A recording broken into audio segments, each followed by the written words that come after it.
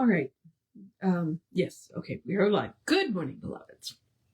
So the temperature, saw the state trooper. It was like 88 on Saturday. And when we got it this morning, it was 42 with a feels like of 39. But it's bright and sunny. So, it's really pretty out there. The house was also 67 when we got up and is now 66. So the house is dropping. We haven't turned the heat on yet. I think we're going to go ahead and wait, and turn the heat on tonight when we get home from work. And then it's going to be on for 2 days because then by Wednesday, it's going to be back in the 80s. It may only get to 80, but still, like they're predicting 84. I'm like, this is how people get sick. So take extra precautions, wear an extra jacket, drink plenty of water, stay hydrated. I keep looking over my shoulder because the boys are in the window because a bird was like, I guess on the side of the house and plucked at the screen because I turned around and went, what is, and so now they're sitting there waiting for the bird to come back. I mean, there's a pane of glass and a screen between them and the bird, but they're 10 months old. What do they know? That something was cute and close. Okay, we are doing your spiritual power. Let's do the housekeeping first. While the housekeeping is me reminding you that we are Creative Life Spiritual Center. Website is creativelife.org. Constant contact email, info@creativelife.org. You get one email a week unless something unusual happens. I mean, we do live in hurricane country. The hot links are hot. So, if it says click here now, it means it. Tells you what's going on for the week and the month. And it's a blind CC, meaning nobody will see your email. You won't end up on anybody else's email list because of us. We care very much about that. So it is definitely worth your time to do that. And then I'll mention the social medias merely from the standpoint of we do not monetize them. We don't give them money to bump us in the algorithms. We don't ask you to give us money through them because, again, you would be giving them money and we don't want that. They have enough money. What? Come here. I know. Tell me all about it.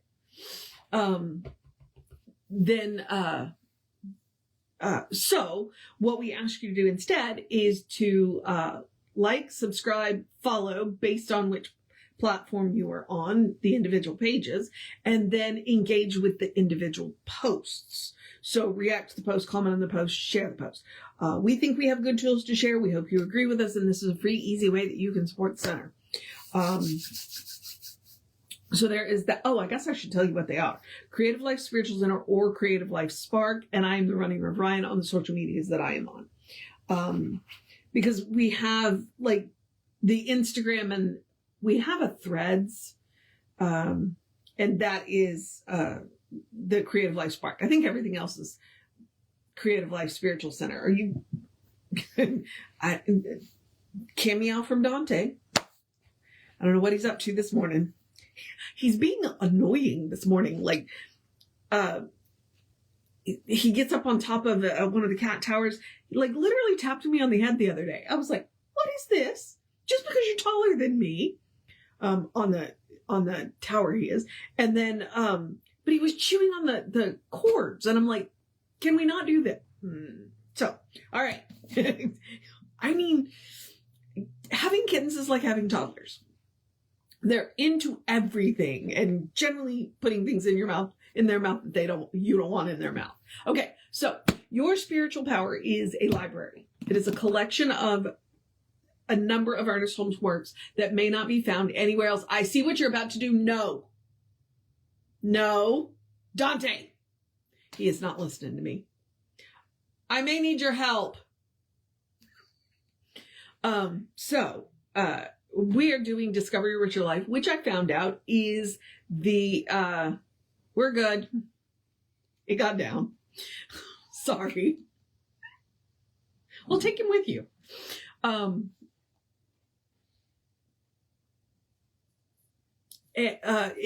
Discover Your Richer Life is a collection of his Science of Mind articles.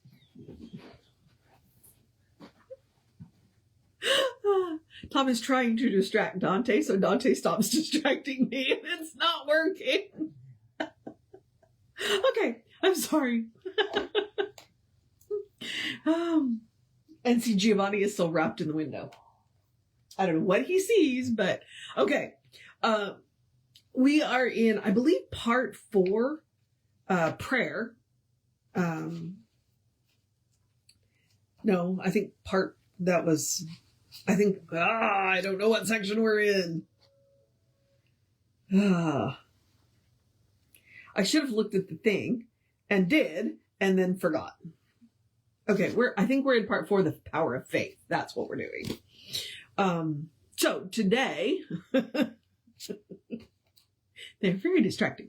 Today we are doing the use of spiritual ideas. Faith becomes fact. When we say that there is a power greater than we are talking about a spiritual power everybody can use if they believe in it. Honestly, it's a power that everybody is using, but when we believe in it, we use it far more effectively. So there is that, all right? Someone may say this is nonsense, but stop and to think a moment. Every time you plant a garden, you use a power greater than you are. No one living knows how to make a plant or a tree. No one living knows how a chicken gets in an egg or an egg in a chicken. We are 3-dimensional beings living in a 4th-dimensional world which governs the 3-dimensional. We do not have to try to explain the explicable. And yet we still are trying. And yet we are still trying to explain the inexplicable.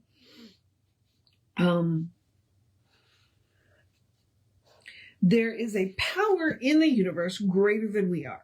An intelligence acting as law that receives the impress of our thoughts as we think it. It is creative, and it always tends to create for us the conditions we think about and accept. And see, that's really important. It always tends to create for us the conditions we think about and accept. And if we wish to help someone else through our prayer or spiritual mind treatment, it will create for the person whom we identify with it. We don't have to worry whether somebody else believes or not. We should only be concerned about what we believe and then demonstrate it. People sometimes ask me if it is spiritual to pray for material things. There is no such thing as a strictly material universe. Which is interesting because I'm also reading Emma Curtis Hopkins, and she might slightly disagree with him right there. Because she was talking about how, if you live strictly by material, and Ernest is going, well, there's nothing strictly material. There's nothing wrong with praying for material things. There's nothing wrong with it. Because as he said, there is no such thing as a strictly material universe. Science has outgrown such a material concept. There can be no material universe separate from the spiritual reality that governs and molds it. There is a power greater than we are, and everything that is visible is an expression of it. All things come forth from it, and all things are contained in it. And we are in it, and it responds directly to us personally at the level of our conviction that it is responding. And again, see, it goes back to that personal responsibility. Someone might ask, why does not the power force conviction and faith upon us? It doesn't force anything upon anyone. Does a garden produce carrots when we plant beets?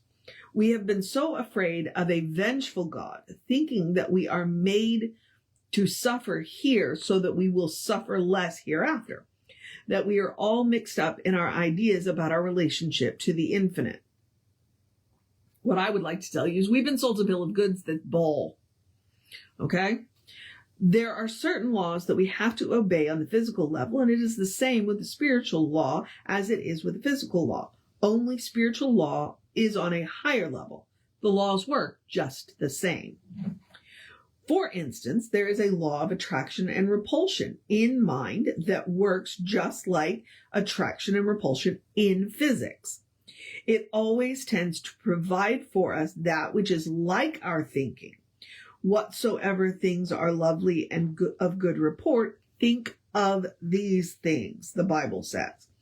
As the person thinketh in their heart, so are they. Believe, and it shall be done unto you. This is the secret.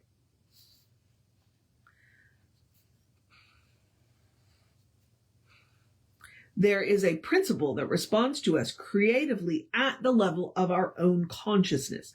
To the pure in heart, it will be pure. To those who see that everything is wrong, everything will be wrong.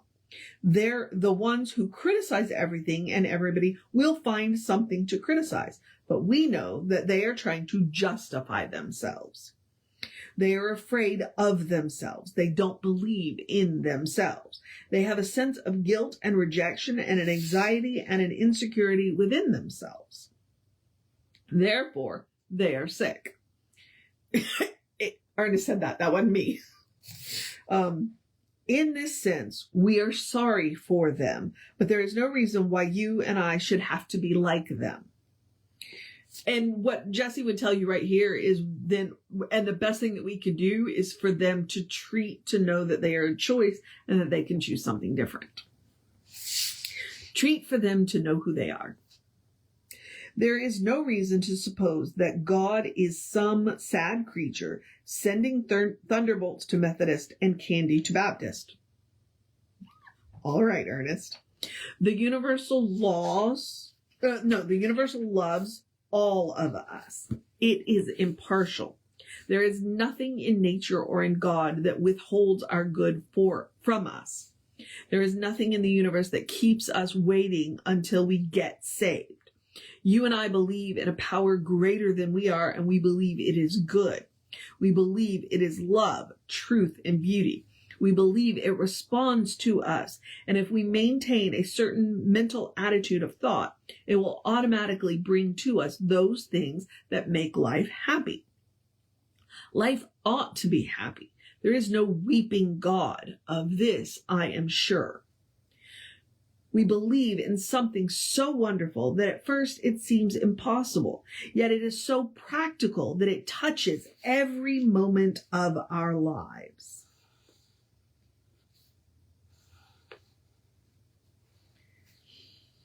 If we can get rid of all the thoughts that say to us that we are hurt, sensitive, and unwanted without being mean or arrogant about it, we shall no longer be hurt or led into situations where people will wish to hurt us. It is just as though all that God is personal to each one of us. Mm-hmm. That's interesting. Isn't all the law of mathematics right at the fingertips of the mathematician when they are using it? Isn't all the harmony that there is available to the one who sings? All of gravity is holding everything in place, as though all of gravity devoted its entire attention and effort to holding a peanut right where I might put it. We meet God in ourselves and in each other and in nature and everywhere. But can we understand a God of love if we are looking at life with hate? Now that's a question for the ages. How can we accept a God of abundance if we think only of impoverishment? How can we experience a life of harmony if we are always in discord? There seems to be a certain psychological morbidity about all of us. In the background is the idea that if we suffer in this world, we shall go to a good place afterwards. Actually, that which is the reality comes fresh, new, clean, beautiful, lovely, exhilarant, majestic, dynamic, omnipotent to each one of us every moment of our time. That which is the original creative intelligence, that which is alive with life and aflame with love, is right at the point of our inner listening, right at the point of our envisioning. This is the way it is. We did not make it this way, but we can thank God that each one of us has access to the infinite and ineffable all. It all is as obvious as planting sunflower seeds and getting sunflowers. Jesus understood this. Kind for kind. We cannot jump off of a cliff and expect the law of gravitation to suspend its action just for those few moments for us. We cannot expect the laws of nature to disobey themselves to please the scientists. But somehow, when we come to mental or spiritual things, we expect the whole order of the universe to reverse itself. That out of the chaos and confusion of our thought, we should be able to have an experience of peace and happiness. It is fundamental to our wholeness and to our well-being that we must learn to affirm what we desire. Okay. All right.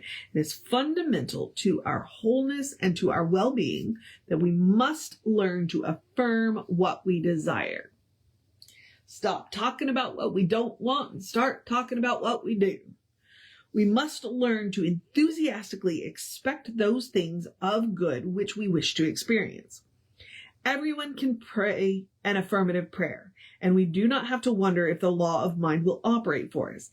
It cannot help it as it acts by reflection. As we advance in our demonstrations of this most fascinating of all sciences, we shall discover that the only way to change the outer condition is by inwardly changing the nature of our thought, which is then reflected as the condition. We must remember, too, that we carry around the thought habit patterns of the ages. Ernest likes to call it race consciousness. We also have called it the collective unconscious, or the collective consciousness. So, sometimes what we're doing is falling into the trap of what everybody else has believed over time. And we get to look at that and go, you know what? I don't really believe that, and change our minds. But we may be sure that there is a spiritual integrity within us, such as we shall discover nowhere outside of ourselves. Here we shall meet life. Here decide what we may neutralize. Here decide that we may neutralize negative thought patterns by denying them. Here accept the power greater than we are, knowing that no matter what our mistakes, it holds nothing against us, ever. See, that's really, really, really, really important. Knowing that no matter our mistakes, it holds nothing against us, ever. Okay? Our part is really to wipe the slate of the past clean of fear and doubt and unloveliness and write a new song of acceptance of life and love, knowing that they forever hold us in their embrace. Let us no longer be morbid over the past, nor afraid of the present, nor insecure about the future, but looking in, up, and out, let each see themselves as a child who knows they are beloved of God. And that was the end of part 4. Tomorrow, we will move on to part 5, how to live successfully. So, that is it today. What I like about this is because he's writing for the magazines, and it's a little more, I don't know, I guess the word would be personal. It feels more like he's talking directly to you than he does in some of his other works. Like a lot of times he's explaining the concepts, but in these articles, it feels like he's talking directly to me, to you. It's like, okay, it's like one of the things that, and probably the greatest compliment that I've ever gotten in doing this is that somebody came up to me and said, well, it feels like you and I are sitting on a couch having a conversation, a spiritual conversation.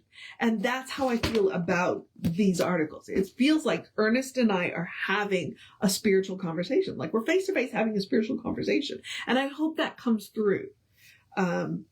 Because that's what we're doing. We're having a spiritual conversation. Ernest and I hope you feel like you're part of the conversation.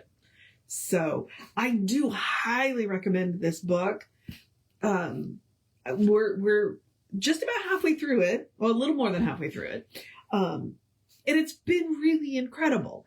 And I have to say that I started this during COVID. I started doing these readings during COVID. And I really think that it's just up-leveled, one, my relationship with Ernest, and two, my relationship with, the all, to really think, to go away and think about his words. Both Ernest's words and, the people that he quotes, because he quotes some pretty incredible people. And he's warm. And that's one of the things that I really like is these articles are warm. They're warm. And you just kind of go away with warm fuzzy. So if you haven't read Discover a Richer Life, I do recommend it. And this is a good way to get it because there's all kinds of stuff. Like Pray and Prosper was really good too. The stuff on immortality was, it's like, okay, And then when we did what Science of Mind teaches or whatever that one was, where he went line by line with the Declaration of Principles and showed his work. So, all right. So I'm going to wrap this up. And I'm going to encourage you to have a great day, a wondrous day, a fantastic day, a magical day, an enchanted day, a wonderful day, an awesome day, an amazing day. Hey, you got this day. Let's get this week started off right day. Let's take care of business day. Enjoy the Arctic blast while it lasts day. Because like I said, by Wednesday, we're going to be back in the 80s. Take care of yourself day, a drink plenty of water day, a cuddle your fur babies day, even when they're being super annoying day, especially when they're being super annoying day. Tell somebody you love them day, read something amazing day, listen to some good music day, or read something just for fun day, take some time for yourself day, take a break day, a good day, and if that's too much pressure, because, occasionally it is, especially on a Monday. Now, I enjoy Mondays. I don't know about you, but I do enjoy Mondays. Hang